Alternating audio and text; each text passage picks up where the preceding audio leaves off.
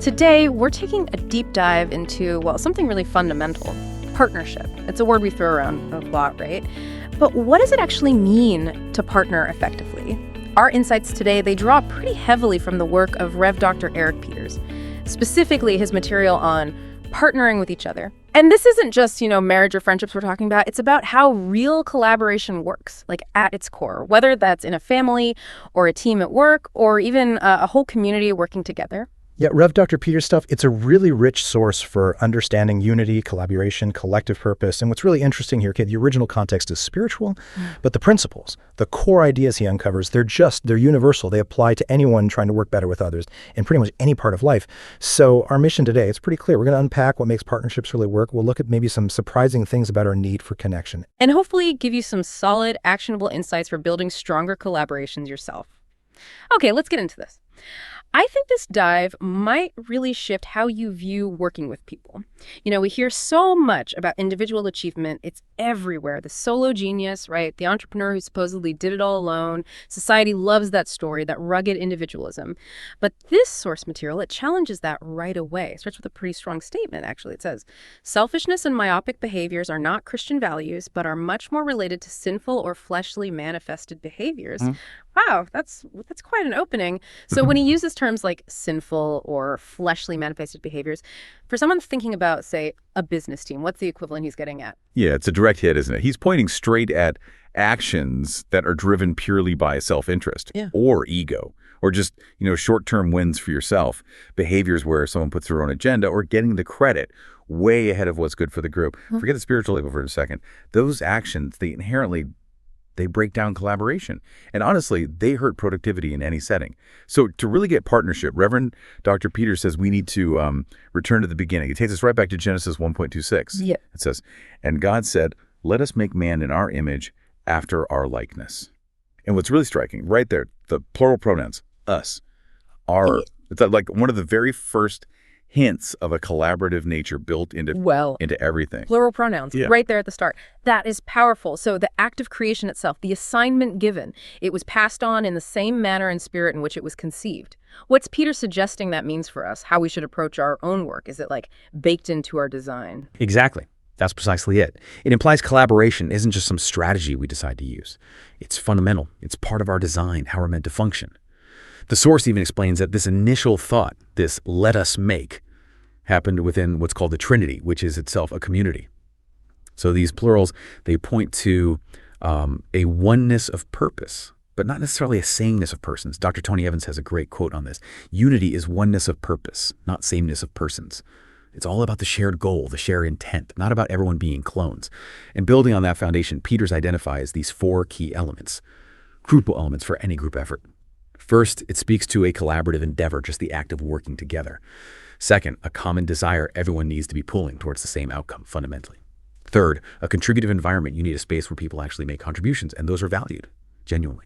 And finally, a connected entity, this idea that we're all linked, part of something bigger because of this shared design. These aren't just, nice ideas. They're the bedrock for any group trying to get something done together. That's a deep look at our design. Fascinating. It really sets up the next logical question, doesn't it? How do we actually build these effective partnerships? What are the real must-haves? What are those core pillars Peters points to? Right. And he lays out three that are, as he says, absolutely essential, non-negotiable. The first one, he calls it the absolute foundation. It's purpose. You have to know why you're partnering. What's the ultimate point? Without that clear purpose, you're just busy. It's activity without any real direction, like setting sail without knowing where you're going. Makes sense. Purpose first. What's number two? Second pillar is clear vision. So if purpose is the why, vision is more the what and how. How? It's the roadmap, It paints a picture of what success looks like, how you're going to get there together. It gives everyone that shared picture in their head, something concrete to aim for. Okay, purpose and vision. Got it. And the third? The third, and he really stresses this one, is agreement. Now, this isn't just like signing a contract. It's the critical ability to establish and then maintain a singular focus. Right. Really pursuing that common goal together. And here's the tough part. Actively rejecting personal interests that get in the way. It really demands a kind of self-sacrifice for the partnership's success. Okay, it's a powerful trio: purpose, vision, agreement. But I'm thinking, in the real world, how tough is it to keep that oneness of purpose When you've got, say, a team with really different personalities, different skills, even if they say they share the goal, what's the trap people fall into? When they think they've got purpose or vision, but it's maybe not quite aligned? Oh, that's a great question. A really common trap is confusing activity with purpose. Everyone's busy, looks like they're working hard, right? But without that unified why, all that busyness can just lead to burnout. Or worse, internal competition, people working against each other without even realizing it. And the surprising thing is, an unclear purpose doesn't just slow you down. It can actually undo good work that's already been done. And for agreement, you hit at the hardest part, is often that actively rejecting personal interests. That takes humility. It takes a real belief that the collective win is bigger than any individual win.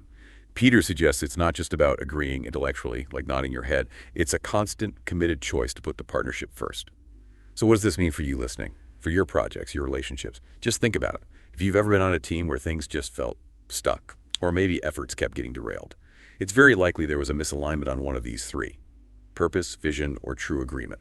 Maybe people weren't willing to set aside their own agendas. It's actually a really useful lens to look at any collaboration you're involved in. And this idea of shared purpose, it leads right into another really profound statement from the source material. It says, we were created for community. Community is not an option, but it is the only platform on which the kingdom is built. Right. Now, when the source says the kingdom, you can think of that as like the ideal state, where things flourish collectively, working as intended. So this isn't just saying, oh, it's nice to hang out with people. It's positioning community as the essential foundation, the platform for any big achievement, any significant endeavor. It suggests it's not something optional if we want to function according to our core design. Wow. Community isn't an option, but the platform. Yeah. That's big. Yeah. And you see this reflected right at the start, don't you? The very first need identified after creation, Genesis 2:18. And the Lord God said, it is not good that the man should be alone. I will make him an helpmeet for him. It's so simple but profound. The first observation is alone. Not good. It immediately sets up the need for companionship or partnership right from the get-go. Exactly. It's fundamental. And building on that need, we could look at the actual tangible benefits of partnering up. The source calls this the blessing of companionship and draws from Ecclesiastes 4, verses 9 through 12. You know the passage. Two are better than one because they have a good reward for their labor. For if they fall, the one will lift up his fellow. But woe to him that is alone when he falleth, for he hath not another to help him up. Again, if two lie together, then they have heat. But how can one be warm alone? And if one prevail against him, two shall withstand him, and a threefold cord is not quickly broken. I mean, it just lays out the practical advantages so clearly. And from that passage, Peters highlights 4 specific blessings of companionship. First, productivity increased. Simple math, really. 2 people, 2 minds, you can just get more done. Second, protection and support. Like the verse says, if one stumbles, the other's there. You can face challenges together. Third, potential for comfort. That idea of warmth. If 2 lie together, then they have heat. There's emotional comfort, shared experience. And fourth, power to win. That combines strength, harder to defeat. Like that threefold cord, it's strong. Yeah, you can totally see those play out everywhere. Productivity, try moving a sofa alone versus with a friend. Trust me on that one, my back remembers. Protection and support, like having a workout buddy spot you, or colleagues who step in when you're swamped. Comfort, definitely. Just sharing something tough with someone who gets it makes a huge difference, not feeling alone in it. And power to win, yeah, sports teams, obviously. But also, like, community groups organizing for change. These blessings are definitely universal. Absolutely. They really are. And building on that companionship idea, the source then shifts to something called the blessing of commonality. The example used is, well, it's powerful, maybe a bit counterintuitive sometimes, the Tower of Babel, Genesis 11. Babel. Okay, this story is fascinating in this context. It starts, and the whole earth was of one language and of one speech, total unity in communication. And they all get together, decide, let's make bricks, burn them really well. They had a plan, materials, and then the big goal. Go to, let us build us a city and a tower whose top may reach unto heaven, and let us make us a name. They were incredibly unified. Shared language, shared speech, shared massive ambition, all pulling in the exact same direction. Right. And here's the kicker. God sees this. And listen to the reaction in Genesis 11:6. And the Lord said, behold, the people is one, and they have all one language. And this they begin to do, and now nothing will be restrained from them, which they have imagined to do. Think about that.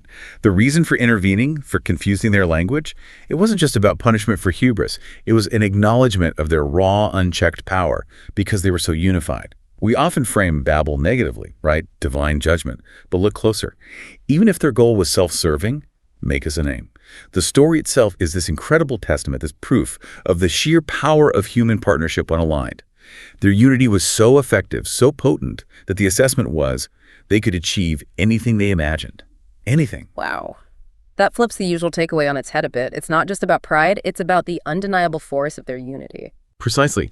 It demonstrates the immense potential that's unleashed when people truly share commonality, common language, purpose, vision. And interestingly, the disruption itself highlights the very things that made their partnership so effective initially. Peters points out our communication, that's evidence of how effective our partnership is. Theirs was perfect. Our direction, that shows our commitment. They were all going the same way. Our collaboration, that's a partnership in action they were building. Our vision, that's the purpose driving it all, reaching heaven, making a name. And finally, the presence, the physical tower rising that proves the impact. All these things were so powerfully present at Babel, it demonstrated an almost limitless potential. That's why the commonality had to be fractured. Their unified power was just that strong. So, really, whether you look at the very beginning, the first human need, or even a cautionary story like Babel, the message seems incredibly consistent. Our collective power, when we're truly aligned in purpose, vision, and agreement, it's enormous. It's not just a nice to have. It's fundamental to who we are and what we can achieve. Okay, so let's try and bring this all together then. Partnering effectively, it's clearly not just about, splitting up tasks on a to-do list. It seems to be rooted right in our design. It gets amplified when we share purpose and vision. And it's absolutely essential if we want to achieve those big things that, frankly, individuals just can't do alone. It's that recognition that us is inherently way more powerful than just me. So, as you're listening, maybe take a second. Reflect on your own collaborations. Think about a goal you're working towards right now, or maybe a challenge you're facing. What could shift? What might change if you approached it with this renewed idea of true partnership? Really focusing on that shared goal, maybe actively setting aside personal interests for that singular focus. What would that actually look like for you day to day? And here's a final thought to chew on, building on that Babel insight. If it's true that nothing will be restrained from them, which they have imagined to do when people are genuinely united, what seemingly impossible thing could you achieve? In your life, your work, your community, if you fully embrace these principles, move beyond maybe some selfish or short-sighted habits, and truly committed to a shared purpose with others, what could become possible then? Something to think about.